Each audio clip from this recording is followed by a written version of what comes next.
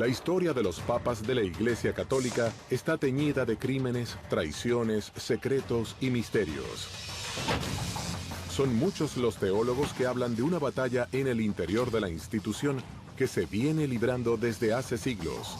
Y los sumos pontífices no estarían exentos de esas luchas. La Santa Sede e la Curia romana avevano degli enormi problemi interni. ¿Cuáles son los crímenes y pecados que estuvieron ocultos durante siglos en el Vaticano y hoy comienzan a ver la luz? Hubo sacerdotes que cometieron el delito terrible de la pedofilia y entonces esto dañó mucho a la Iglesia por el hecho de que quería de alguna manera ocultarse. Papa Benedetto XVI potesse finire in un attentato. ¿Cómo se establece la estructura de poder de estos hombres que gobiernan la fe de millones de personas alrededor del mundo? La Chiesa Cattolica attraverso i secoli si dà una struttura monarchica, imperiale, in cui il Papa comanda su tutti. ¿Fueron siempre los papas de la Iglesia Católica hombres de fe y humildad? ¿O pudieron ser personajes ambiciosos y deseosos de poder? Certi papi sono stati troppo amici di dittatori, capi di Stato sanguinari. La verdad detrás de los papas. Divinidad cercana al Todopoderoso. ¿Fieles representantes de Dios en la tierra? ¿O perfectos impostores escondidos detrás de los anchos muros del Vaticano?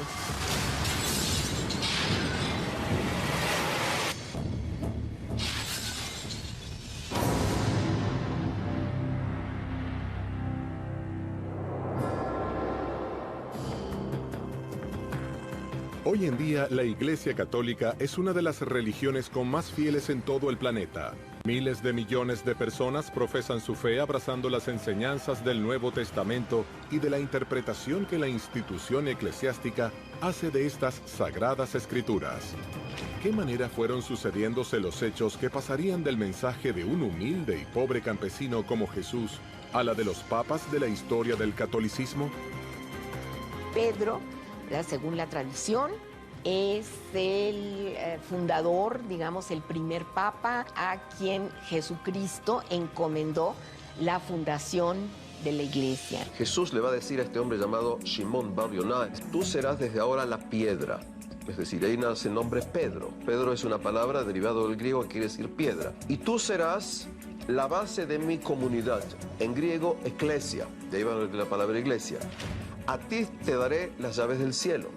Todo lo que tú prohíbas sobre la tierra será prohibido en el cielo. Todo lo que tú permitas en la tierra será permitido en el cielo. Desde los propios orígenes del movimiento de Jesús es precisamente un mensaje orientado a los outsiders, es decir, a las clases que precisamente no están asociadas con el poder. Eso es lo que caracteriza a Jesús. Pedro va a ser considerado tradicionalmente el primer obispo de Roma porque es el primero que está enfrente de la comunidad clandestina de los creyentes. Entre el año 303 y 311, los cristianos padecerían la más sangrienta persecución oficial del imperio. ¿Qué clase de prédica proclamaba Jesús, capaz de alterar incluso a las máximas autoridades del imperio romano? Es un mensaje dirigido al pueblo, dirigido a las prostitutas, dirigido a las mujeres, dirigido precisamente a los que eran rechazados por el cuerpo central, incluso por aquellos que no se habían beneficiado del poder. Y precisamente por eso estaba inherente el peligro que representaba un movimiento como el de Jesús para las clases gobernantes. En las primeras épocas, estos creyentes en Jesús van a ser herejes contra los que van a discutir, van a pelear. Lejos de aplacar o silenciar la fe cristiana, esta persecución le otorgó un carácter heroico a los apóstoles, y su martirio consiguió alimentar esta nueva fe que se extendió rápidamente en todo el imperio romano. En el año 313, el emperador romano llamado Constantino dice, desde hoy está permitido ser cristiano. ¿Por qué Constantino permite que Pedro sea considerado oficialmente como el primer papa de la Iglesia Católica? Es de algún modo un emperador acorralado por las guerras internas, por todos los celos que están detrás del imperio Y él mismo se da cuenta que lo estúpido es perseguir a los cristianos, que lo que hay que hacer es justamente con esa gente que se está extendiendo, con ese mensaje tan raro, tan extraño, que convierte a Raimundo y todo el mundo, seguirlo y más que todo, oficializarlo. Pero, ¿cuáles fueron las reformas, pactos o estrategias que llevó a cabo Constantino para aceptar al catolicismo como religión oficial dentro de su imperio?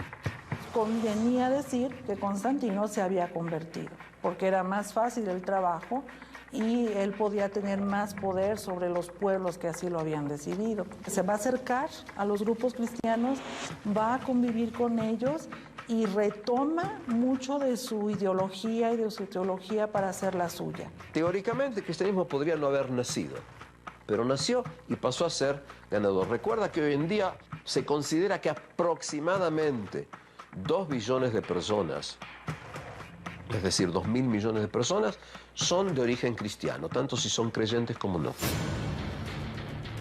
¿Cómo es que un hijo de un carpintero que predicaba descalzo hoy sea representado por autoridades de altísimo poder económico y rodeados de lujo?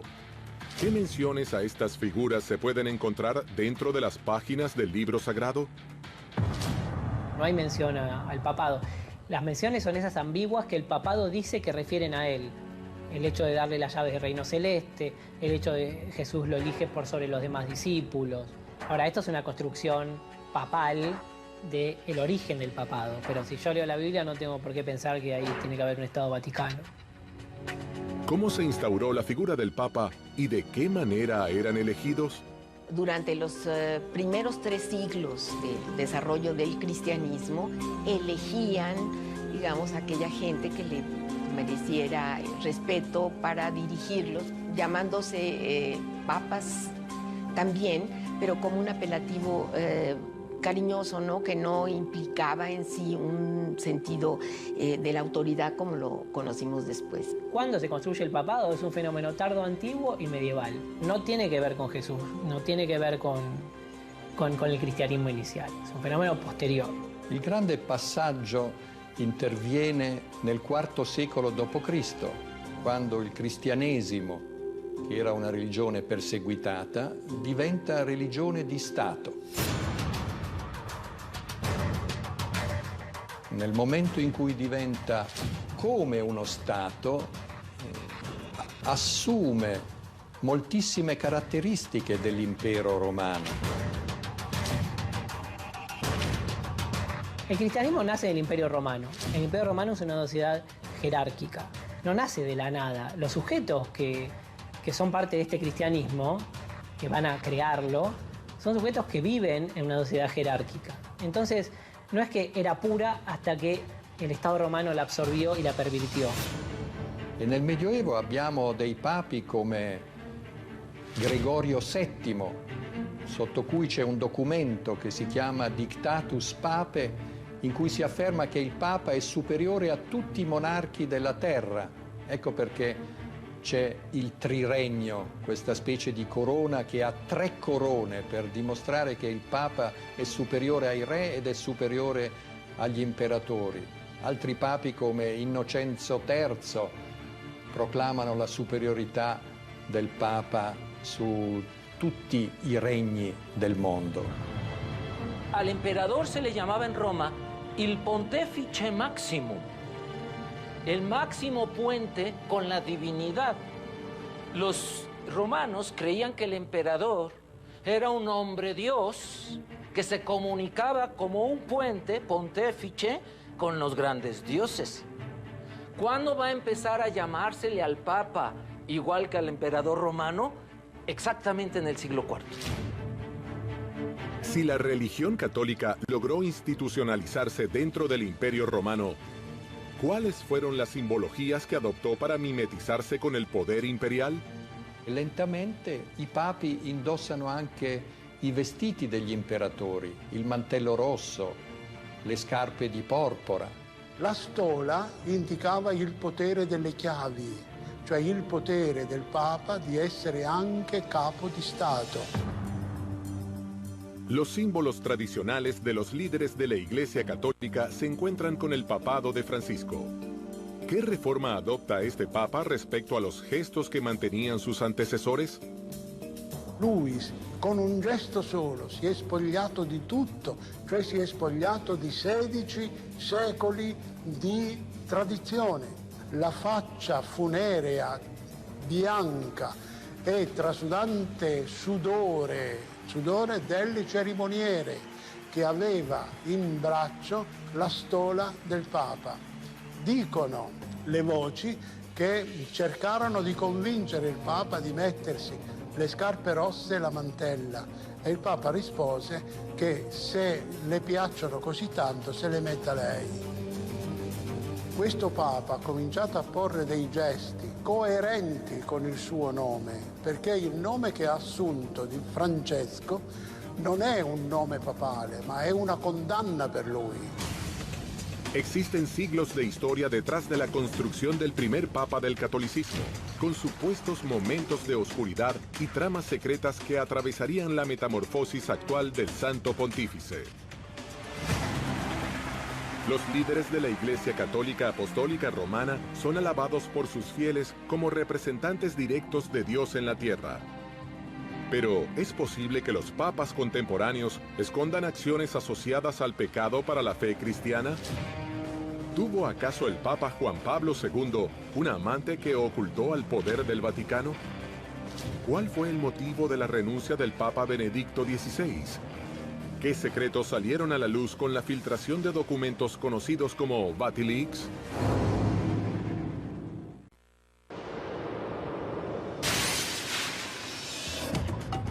El Papa es para la religión católica la máxima autoridad religiosa. Por debajo de él se extiende una cadena jerárquica de cardenales, obispos y sacerdotes que llega a todos los rincones del planeta. ¿Cómo surgió la jerarquía que lleva las riendas de esta multitudinaria religión? En la antigüedad hubo mucho conflicto entre qué obispo tenía mayor autoridad sobre cuál otro. ¿Quién lo definió? La política y la guerra. Pensemos que el Vaticano tiene una historia muy negra. El nacimiento del Estado Vaticano y la elección de los distintos papas han sido documentados a través de la historia. De allí surgen versiones sangrientas, cargadas de misterio, traición y pujas de poder. ¿Pudieron atentar contra la vida de un papa desde adentro mismo de la religión? ¿Se cometieron crímenes e intentos de asesinato contra la figura más importante y venerada de la religión católica? El papado es la estructura existente más vieja que hay. Parece una secuencia de individuos, ¿no? con vicios o con virtudes. Bonifacio VIII es de alguna manera el papa culminante de los papas medievales, ¿no? Se lo acusa de vender o comprar cargos hasta el punto en el cual se produce el atentado. Formoso forma parte de uno de los episodios más singulares de la historia pontificia, ¿no? En el momento en que él muere, el papa sucesor lo saca del sepulcro y lo somete a juicio. Se anulan todas las decisiones de Formoso y finalmente el cadáver de Formoso va a terminar arrojado en el Tíber. Esteban justamente tampoco termina muy bien, la facción contraria en su momento en este movimiento pendular político lo va a llevar también a terminar en la cárcel y estrangulado aparentemente por los carceleros. Con Juan se prolonga este mismo problema. Había sido educado, aparentemente bien educado para tener una vida más laica y a los 18 años lo escogen papa. Juan no tenía evidentemente mucha vocación sacerdotal y fácilmente fue pasto de toda detracción, ¿no? Ha pasado un poco a la historia como un papa de vida licenciosa. Se ha dicho que había muerto precisamente mientras estaba en medio de una orgía. También es un buen ejemplo de lo que implicó los avatares del pontificado en ese periodo tan difícil que acabo de mencionar. Hubieron muchos papas muy lejanos del pueblo. Esta tradición de intentar acercarse al pueblo la inicia Juan Pablo I. Le costó la vida. Juan Pablo II intentó, le costó un atentado y lo encerraron en un papamóvil. Se cometieron crímenes e intentos de asesinato contra la figura más importante y venerada de la religión católica. ¿Cuáles fueron los casos más resonantes de la historia papal vinculados a posibles homicidios? Juan Pablo I sabemos que fue un hombre muy comprometido en su época de sacerdote, con causas sociales, y cuestionando muy duramente aquella obra creada por Pío XII, que era el aparato financiero del Vaticano. Este cuestionamiento lo va a llevar a la muerte, ¿no?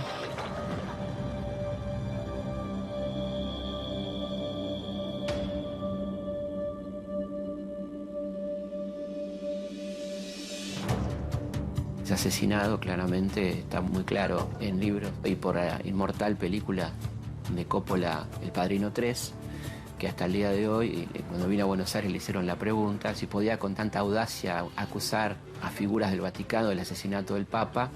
Le dijo, mire señor, hasta el momento no he recibido ningún juicio por este tema y supongo que el Vaticano tiene muy buenos abogados, ¿no? ¿Podrían estos hechos del pasado repetirse en la actualidad?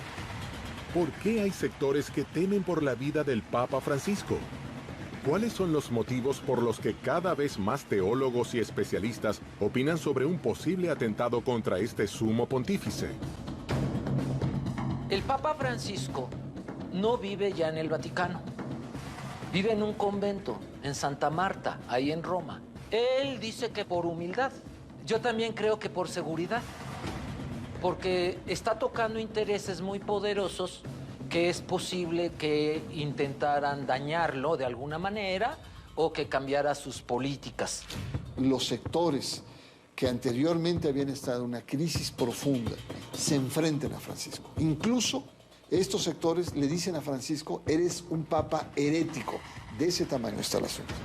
De hecho, este papa está nombrando muchos cardenales que van a votar cuando él muera por el siguiente papa para que continúe la línea liberal. Y entonces ahorita hay una lucha de poder. Tiene muchas resistencias, muchos sabotajes ya abiertos.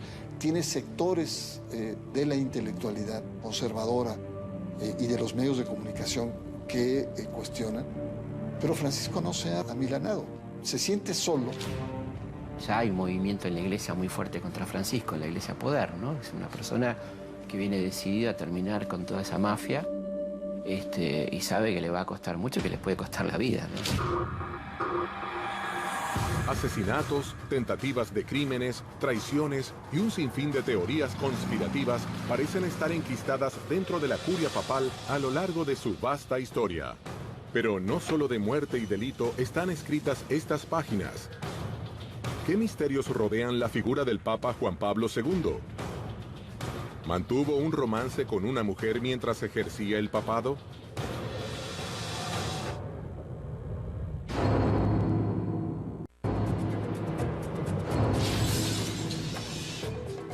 Una de las figuras más populares de la Iglesia Católica es la de Juan Pablo II. Pero ¿por qué algunos aseguran que sus motivos eran más políticos que humanitarios? ¿Cuál es la historia detrás de las supuestas cartas de amor que habría mantenido con una mujer y fueron descubiertas recientemente?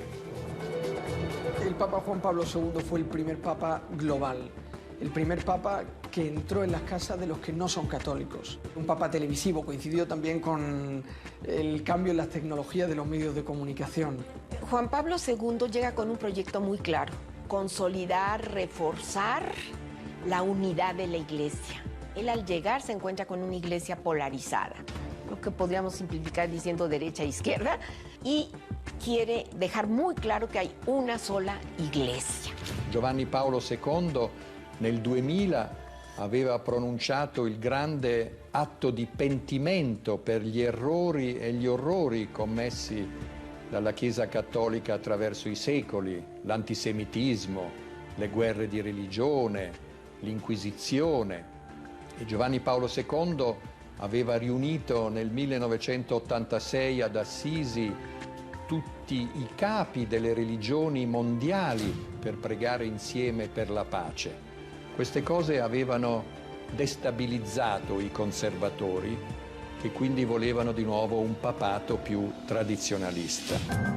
Fue fundamental cuando se transformó en el primer papa de la era moderna que llegaba a una sinagoga, el primero también que llegó a una mezquita, precisamente para destacar ese respeto que él consideraba era fundamental realmente para acercar a los seres humanos, para llevar a esa convivencia che passa a ser tan necessaria nel mondo in cui nos ha toccato vivere. Giovanni Paolo II ha regnato per quasi 28 anni e dunque è stato un regno lungo e in quel periodo di tempo è riuscito a strutturare tutto il suo potere in maniera quasi dittatoriale all'interno del Vaticano.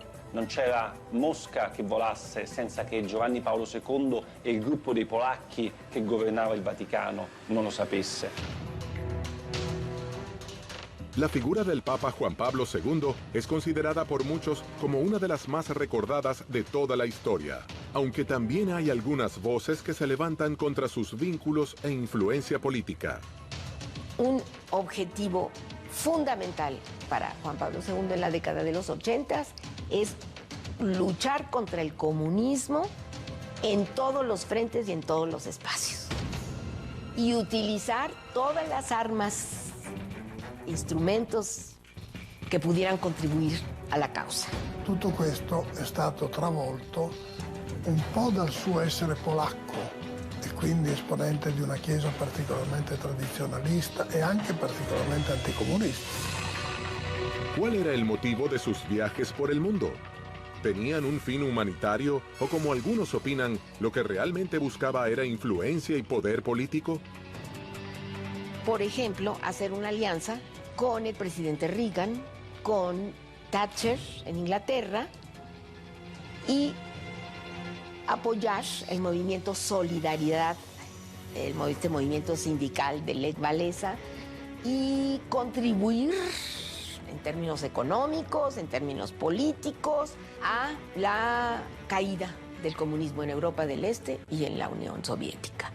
Y para ello desarrollar toda una actividad política y diplomática que va a implicar sus viajes por todo el mundo, con entrevistas con líderes políticos, con gente de mucho peso e influencia, para trabajar, para socavar las bases del comunismo. Para él, el enemigo principal. No solo sus vínculos políticos eclipsarían e iniciarían un debate sobre la imagen de Juan Pablo II. Su imagen también se vería empañada por quienes sostienen la hipótesis de que habría tenido una amante durante años. Recientemente se encontraron unas 350 cartas escritas entre Juan Pablo II y una filósofa polaco-americana llamada Anna Teresa Tymieniecka. Las cartas entre Ana Teresa y Juan Pablo II son parte de una tradición eclesiástica muy antigua. San Pablo estuvo muy acompañado de Santa Cleta. Hoy no nos llegaron esos textos porque fueron excomulgados por la Iglesia en el año 325. San Juan de la Cruz y Santa Teresa de Ávila va a ser otra pareja dentro de la tradición eclesiástica que mantenían una comunicación epistolar muy rica, muy incluso a veces romántica, de acompañamiento. Pienso que esas cartas sean reales, sean verdaderas, porque además fueron tomadas en consideración durante el proceso. Un carteo demuestra, de un lado, el gran respeto del Papa Juan Pablo II hacia la mujer como tal. O sea, tener una persona amiga con la cual uno se cartea no quiere decir querer hacer sexo. Para una sociedad que sigue asociando el sexo con el pecado, la relación erótica con el mal, casi siempre espera ministros de culto que estén alejados de ese tipo de pasiones humanas. Y a mí me parece lo que hubo entre Ana Teresa y el Papa Juan Pablo II era amor. Y el amor no necesariamente tiene sexo, tiene amor. De lo que recuerdo, se hablaban temas teológicos, se hablaban temas filosóficos, y una de las últimas cartas que Juan Pablo II le escribió incluso le regala un escapulario de la Virgen del Carmen. No sé si esta señora era creyente o no, pero en fin, demuestra que era una relación de un nivel muy alto. En una de sus cartas, fechada en el año 1976, Juan Pablo II escribiría: «Querida Teresa, he recibido las 3 cartas. Escribes sobre estar rota por dentro, pero no pude encontrar una respuesta a estas palabras». Y en una carta del 10 de septiembre de 1976, le envía un escapulario y añade: «La dimensión en la que acepto y te siento en todo tipo de situaciones, cuando estás cerca y cuando estás lejos». Me lo augurerei per loro di nuovo, cioè siccome non ci vedrei niente di male o di deprecabile, se è successo tanto meglio, ma di più. Que Juan Pablo II haya tenido un amante me parece casi de fábulas, una cosa absolutamente irreal. Con muchas opiniones divididas, la verdad sobre la relación seguirá siendo un misterio. Más allá de la polémica, el Papa Juan Pablo II se transformó en un personaje que atravesó fronteras y construyó puentes interreligiosos. Tanto es así que fue canonizado unos años después de su muerte. ¿Quién lo sucedería? Una volta morto l'imperatore e una volta eletto un papa più fragile e meno carismatico di Giovanni Paolo II, cioè Benedetto XVI, tutte le lotte e gli asti per la gestione del potere, per il controllo delle ricchezze economiche, per il controllo degli appalti, oltre a scontri dottrinari, sono esplosi. ¿Qué se sabe verdaderamente del papado de Benedicto XVI? ¿Cuáles fueron los motivos de su histórica renuncia? ¿Qué escándalos se encontraron en la filtración de los famosos documentos secretos conocidos como los Vatilix?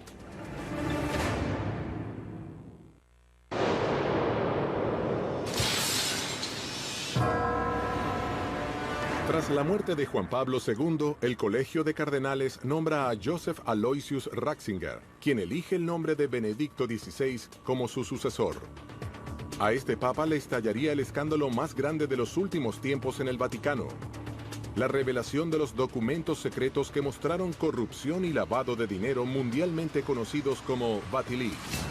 ¿Qué motivó a la curia de la Iglesia Católica a elegir un personaje tan distinto a su antecesor? ¿Cuáles eran las principales diferencias entre un papa y el otro? ¿Por qué teólogos y especialistas creen que la estrategia diseñada por el Vaticano no tuvo los efectos buscados?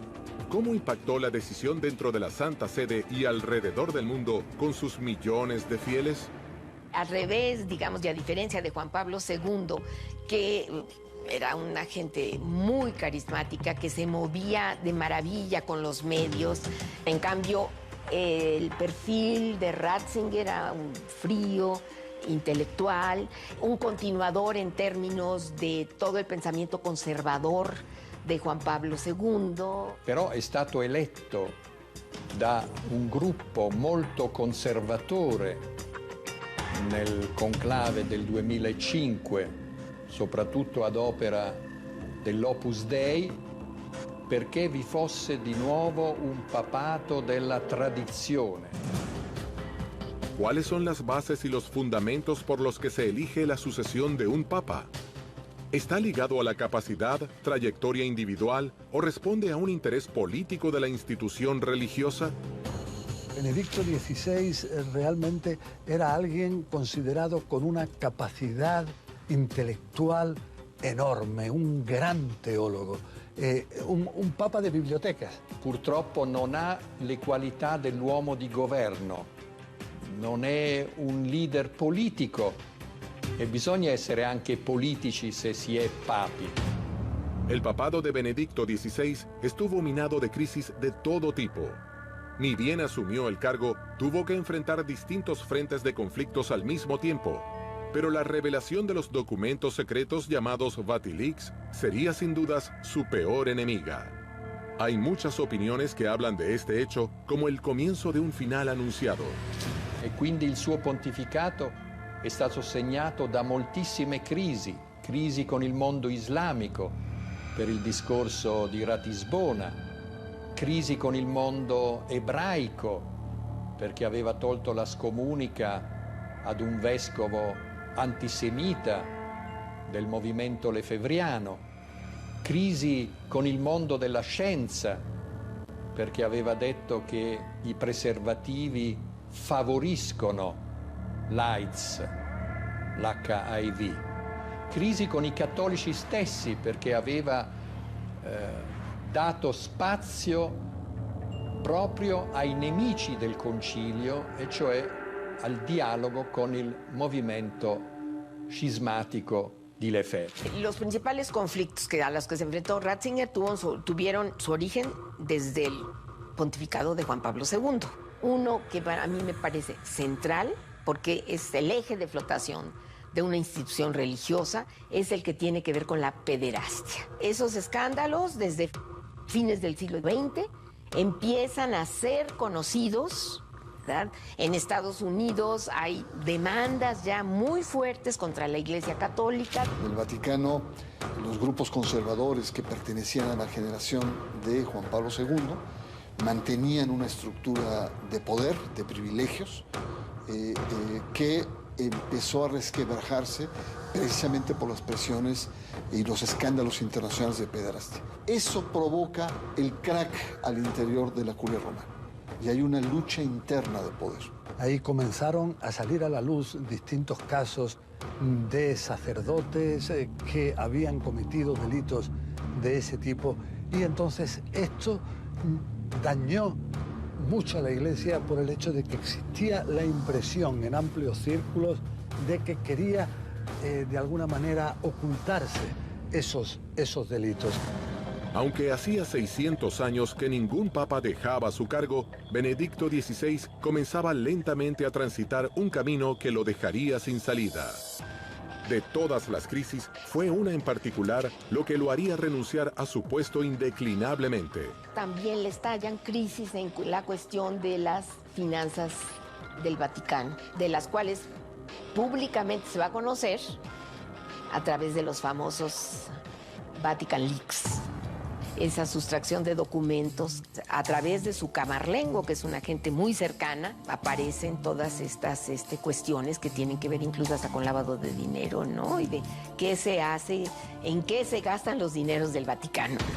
¿Qué revelan los documentos que lograron salir del Vaticano? La scoperta di documenti che mostravano una guerra interna alla Chiesa fra gruppi di cardinali, fra diversi gruppi di interessi. I documenti più importanti sono 3 o 4, più rilevanti dal punto di vista giornalistico dell'opinione pubblica.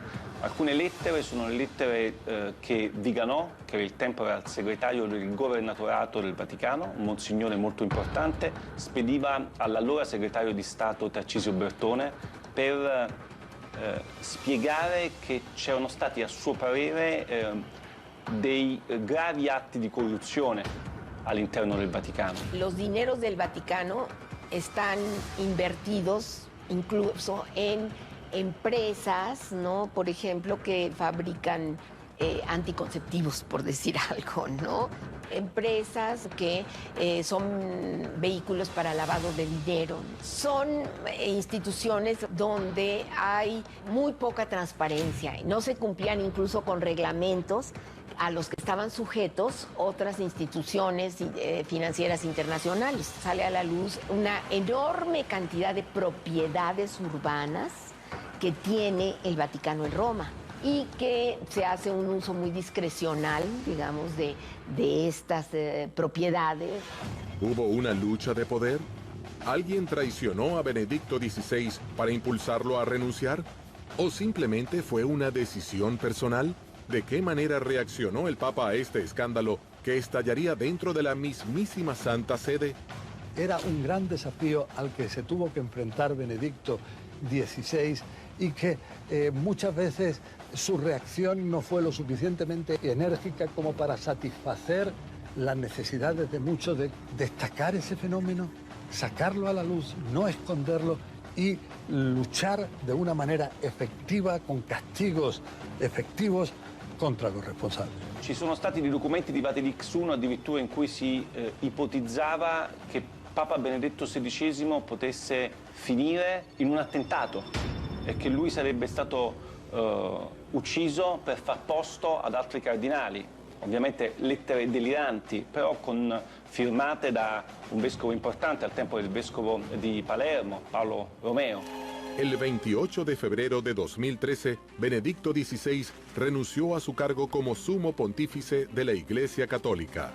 Juan Pablo II, antes de él, estaba en una situación de salud extrema, pero él dijo, yo no puedo renunciar, y su frase, la frase de Juan Pablo II era, Jesús no se bajó de la cruz, aunque también estuviera en una situación extrema.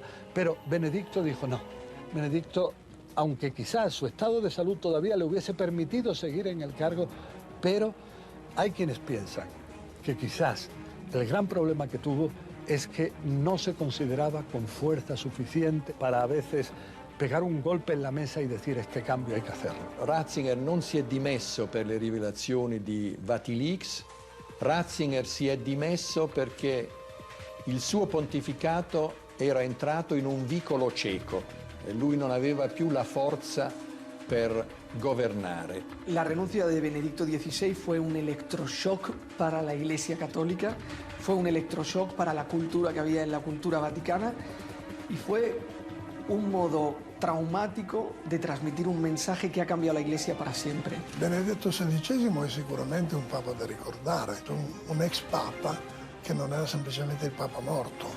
E quindi secondo me è stata una decisione storicamente significativa che resta anche un problema per gli storici. Perché si è dimesso Benedetto XVI? Según teólogos y eruditos en la materia, la elección y posterior asunción de cada sumo pontífice ha sido minuciosamente diseñada según las necesidades del contexto histórico de la Iglesia en cada periodo.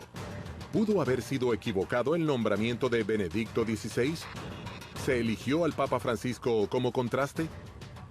Cuando eligieron a Ratzinger, a Benedicto XVI, habían elegido a Bergoglio, pero Bergoglio no aceptó por alguna razón. Es decir, el sucesor de Wojtyła era Bergoglio, pero algo pasó ahí. Eso es lo que se dice.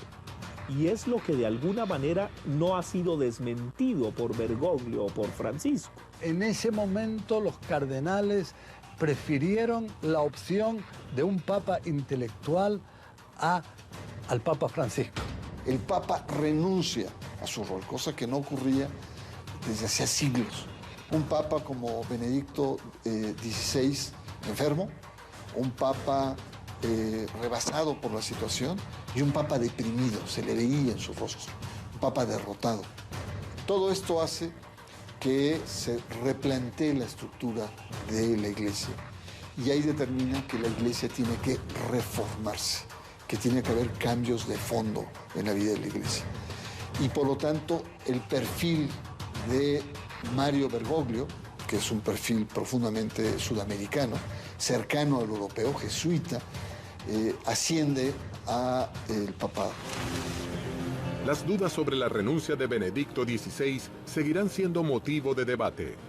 ¿Tiene el único expapa vivo en la faz de la Tierra la respuesta histórica de los motivos de su remisión? ¿Se habrán revelado todos los documentos del Vatilic? ¿O hay más misterios y traiciones, secretos y pecados que nunca se conocerán? ¿Qué cosas cambiarían en el Vaticano a partir de la elección del Papa Francisco?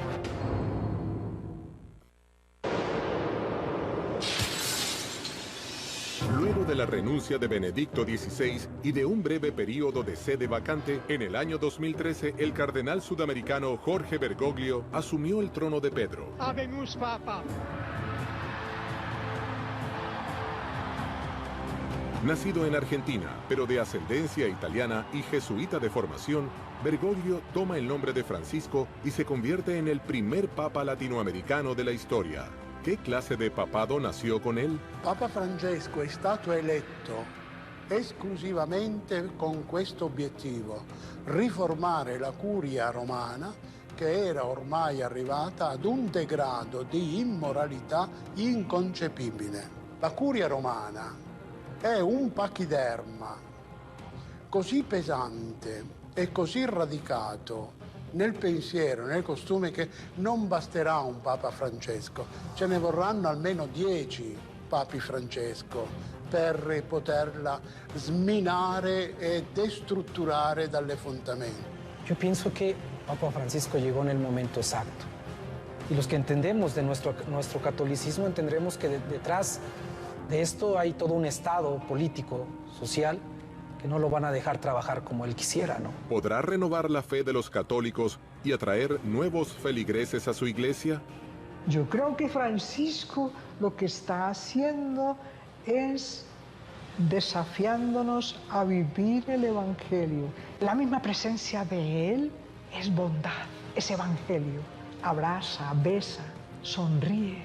Es el caso con el Papa Francisco, que no solo capta adhesiones en el mundo católico, y no tantas, pero muchísimo más fuera del mundo católico, en ex socialistas, ex comunistas, ex progresistas, que hoy no tienen donde representarse en ningún partido, en ningún grupo, y encuentran en él un liderazgo impensado hace 40 o 50 años. Francisco es considerado por muchos como un papa humilde que quiere una iglesia pobre para los pobres.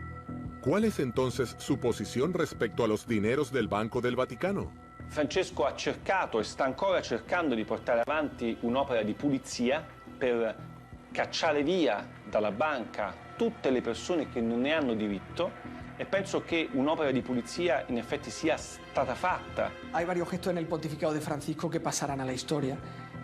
Son gestos totalmente coherentes con su modo de ver a la Iglesia y sobre todo con su modo de ver a las personas.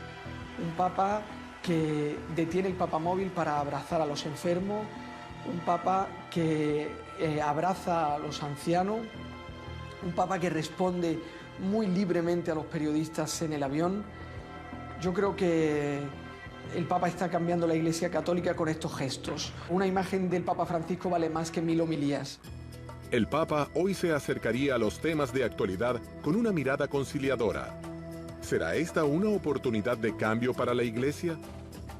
Voglio vedere come andrà a finire la rivoluzione di Francesco, perché, come dire, c'è nel pontificato di Francesco certamente un elemento di riduzione del peso della Chiesa, di riduzione del potere, della presenza estemporale, che secondo me è importantissima per salvare la fede dei pochi credenti ancora esistenti. Quello che Francesco sta facendo e che io guardo con simpatia, ma anche con timore e tremore, come direbbe Kierkegaard. El Papa Francisco es un nuevo cantante de una canción que ya estaban cantando los otros papas. La canción es la misma, pero el cantante hace que parezca una canción mucho más... Bueno, son los ritmos latinos, es un papa con corazón latino que convierte esta melodía en un ritmo mucho más pegadizo.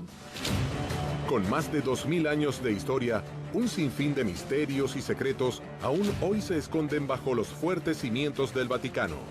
Las verdaderas causas de los papas asesinados, la renuncia de Benedicto XVI, la relación de Juan Pablo II con una mujer polaca y la filtración de los documentos Vatilix I y II son solo algunos de ellos. La historia de los papas de la Iglesia Católica edita cada día un nuevo capítulo con una sucesión de líderes que hoy tiene al Papa Francisco escribiendo sus propias páginas.